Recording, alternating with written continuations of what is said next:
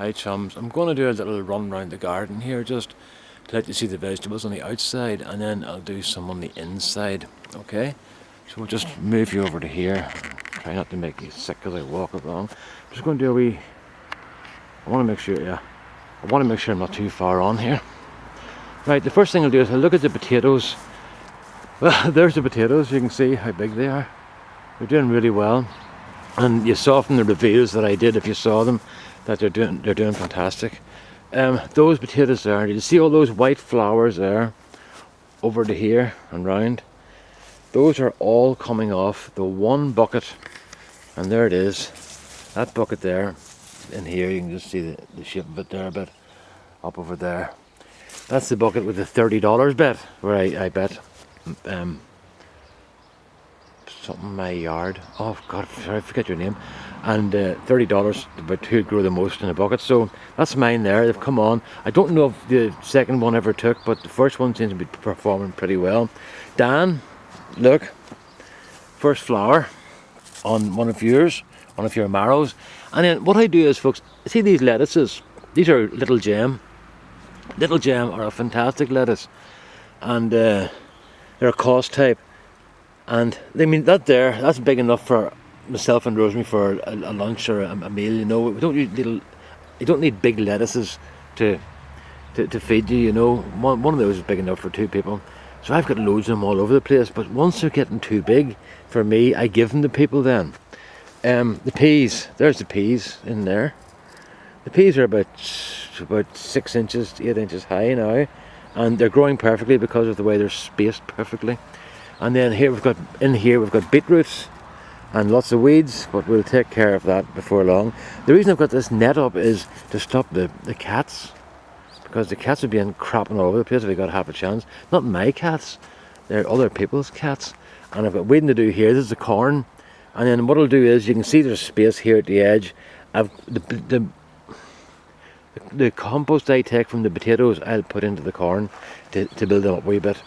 And then beetroots in the planters, well, there's some there. They're doing rightly, aren't they? And the ones over there. And what I did was, some of them are a bit tired looking, they're falling over.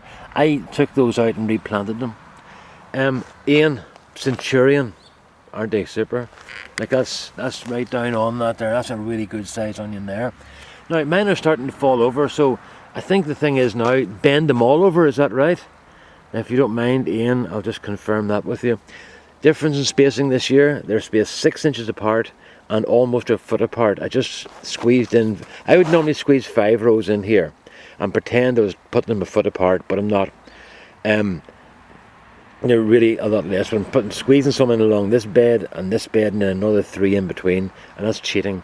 You get 4 rows, and actually that's cheating a wee bit there, there's about 11 inches between those, but it does make a big difference. The onions, alliums are very susceptible to spacing, and are very sensitive to spacing, and it seems to make a difference. So from now on, for me, it'll be no more than 4 rows in a 4-foot bed, and no closer than 6 inches apart.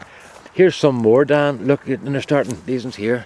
They were kind of pot bound and everything before I got them out, but they're turning a good colour now, and they're all heading towards the east because that's where the sun comes up in the morning. Oh, there's one going west.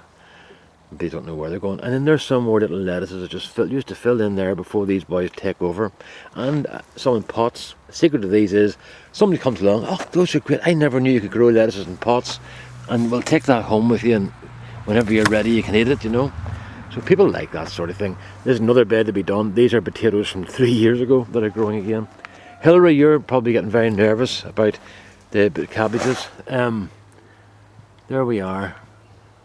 That's the beetroots and carrots, sweet candle carrots. I'll take this top off soon. Once again, cats are the problem. And Hillary, there's the giant cabbages. There's 3 in that 4x4 bed, and you see they're doing well, but they're much. I'm 35 feet away now. Okay. So, but they're not doing too bad. They're about 2 feet across, which is bigger than I've ever grown before, so I'm happy enough. And then these are some outside tomatoes. What did I not show you there? Yes, over here. These are more potatoes here. And then at the back here, look at the dino kale, which is going really well. And then these are dwarf kale at the front. I'll be pulling some of those out tomorrow. And the outside tomatoes are starting to set flowers now. These are broad beans. You know what the broad beans are, don't you? There they are. These boys here, and I'll pull these about that size because they're just about perfect at that size.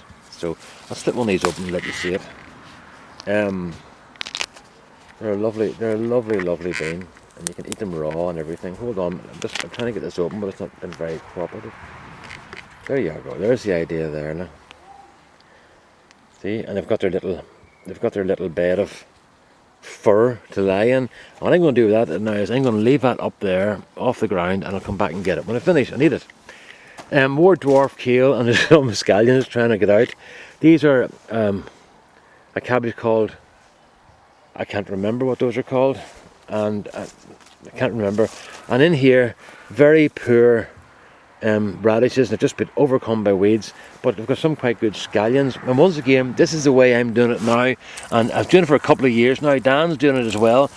Dan's scallions are unbelievable. And put a few seeds into a flower pot, maybe like a 2 or 3 2-inch flower pot, and a couple of seeds in for the scallions. Let them grow till they're about a couple of inches high, and then transplant them outside. They don't seem to suffer the same shock that other alliums do. And also, I've never been able to grow scallions in a row, so that's a help. And some more dino kale. These aren't as good because they're not as old as the other ones. The strawberries are nearly done, with some huge strawberries off that. There's some brilliant ones this year. But this year, Ian, you can see what's happening here. All down the middle of that is all runners from other years before, and they've all done well. I'm going to wait until the new runners come out and take fresh ones off those, so they haven't flowered yet, or they haven't fruited. And once again, just loads and loads of potatoes everywhere.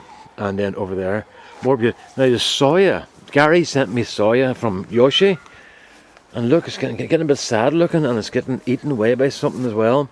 I had to take this out of the greenhouse where it was doing really well, because you see this white thing on the leaves here. That was starting to transfer onto the tomatoes that were right beside it, and then it was jumping further down to some of the other tomatoes. So I thought to myself, get that out now, because it mightn't be designed for being in a greenhouse. It could be too hot or humid, I don't really know. But I imagine that they don't grow it in the greenhouses in Japan, you know.